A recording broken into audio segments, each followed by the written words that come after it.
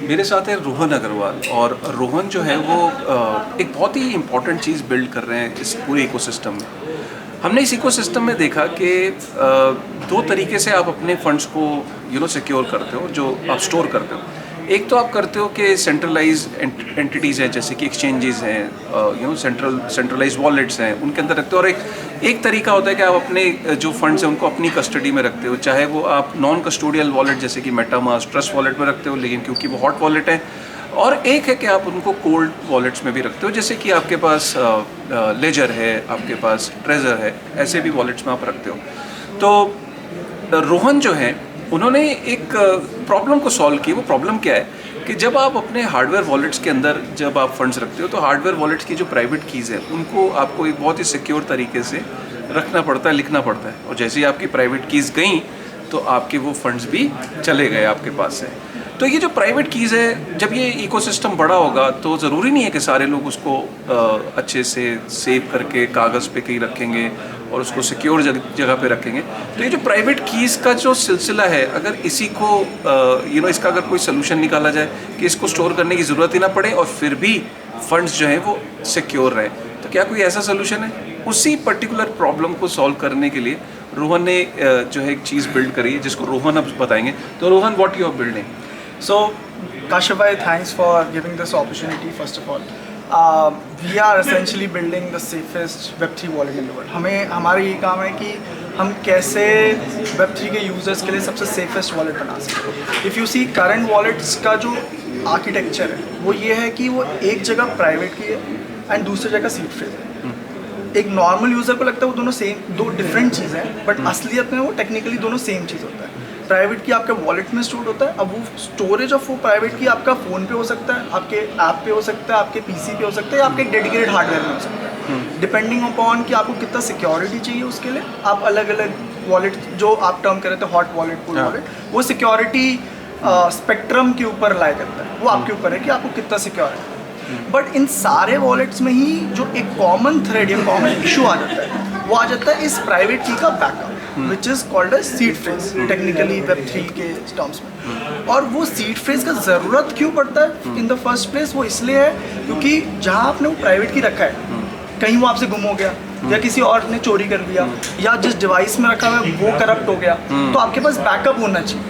क्योंकि अगर वो प्राइवेट की गया तो आपके फंड्स गए।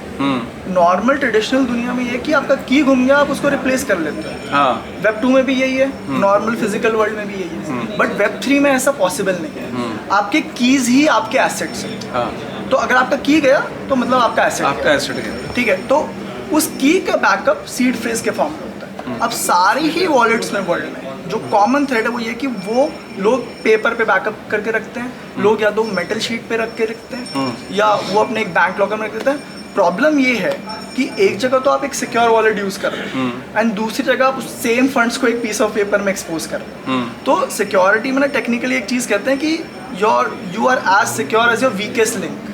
तो आपका वीकेस्ट लिंक वॉलेट नहीं है, अब ये सीड फ्रेज है।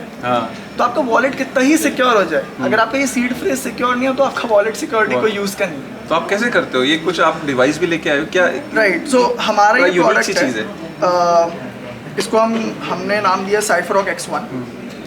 सो जो कोर हमारे प्रोडक्ट का डिफरेंशिएशन है वो ये है कि बाकी सारे वॉलेट्स आपका प्राइवेट की लेते हैं, उसको एक जगह रखते हैं। हमने सोचा कि इस प्राइवेट की को एक जगह रखने से ये सारे इश्यूज आते हैं, राइट।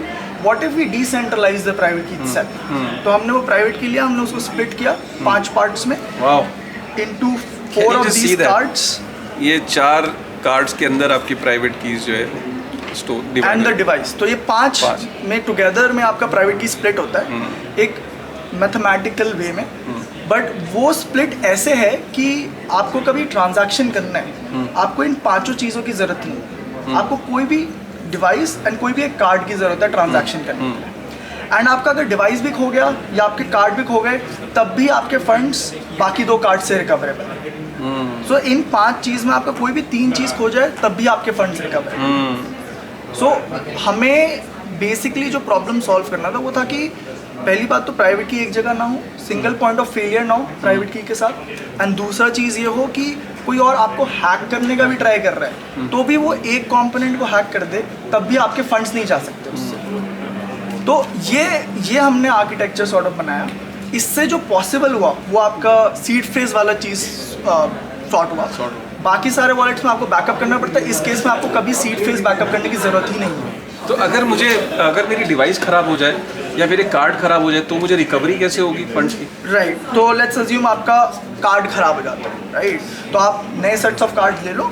आपके पास ओल्ड डिवाइस है, आपके पास कोई भी एक और कार्ड होना चाहिए, उससे आप रिकवर कर लोगे एंड फिर नए सेट्स ऑफ कार्ड में ट्रांसफ़र कर लो। या आपका डिवाइस भी ख़राब हो जाए तब भी आप नया डिवाइस ले लो एंड वो नया डिवाइस भी वर्क करेगा आपके पुराने डिवाइस जैसा ही।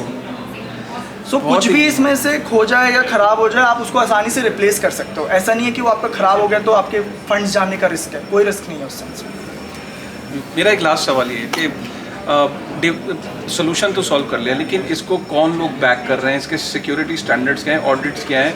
Right. आपके क्योंकि लेजर और ट्रेजर जैसी कंपनी तो बहुत बड़ी कंपनीज हैं और वेल फंडेड हैं, उनके सिक्योरिटी स्टैंडर्ड सर्टिफिकेशंस बहुत हाई हैं। Right. आपके इस केस में सर्टिफिकेशंस का क्या सीन है और कौन लोग आपको बैक कर रहे हैं? राइट, सो सिक्योरिटी की मैं पहले बात करना चाहूँगा। हमारे लिए सिक्योरिटी सबसे कोर वैल्यू है प्रोडक्ट के अराउंड, एंड हमारी कंपनी का लाइक सबसे कोर वैल्यू सिक्योरिटी है। Like we first consider security before anything. हमने ये सोचा कि वर्ल्ड में बेस्ट सिक्योरिटी ऑडिटर कौन है इसके लिए, एंड वो लोग थे जिन्होंने लेजर को लास्ट दो साल पहले हैक किया था। स्टेज पे लिटरली उन्होंने लेजर को हैक किया था। हमने कहा कि हमें इनसे ऑडिट कराना है, ये अगर हमें अप्रूव कर देंगे तो मतलब फिर हमारा वॉलेट सिक्योर है।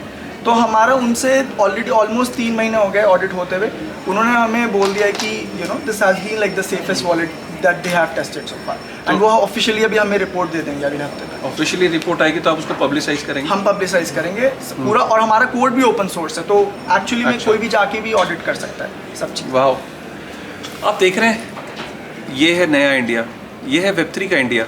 दुनिया की प्रॉब्लम को इंडिया से सॉल्व किया जा रहा है और ऐसा कोई पहली बार नहीं हुआ है। वेब2 के अंदर भी जो सोल्यूशन ज़्यादातर हैं वो इंडिया से ही आए थे। वेब3 के अंदर भी जो प्रॉब्लम्स हैं उनका सोल्यूशन इंडिया से ही आ रहा है। ज़रूरत इस बात की है कि क्या हम इस बात को समझ पा रहे हैं कि दुनिया का हमेशा से सोल्यूशन इंडिया के पास ही रहा है? तो क्यों ना वेब3 के इस इकोसिस्टम को अपनाएं और ऐसे जो चीज़ें, जो ऐसे सिस्टम्स, ऐसे सोल्यूशंस जो आ रहे हैं उनको हमें सपोर्ट करना चाहिए विद टाइम टू टाइम, है ना?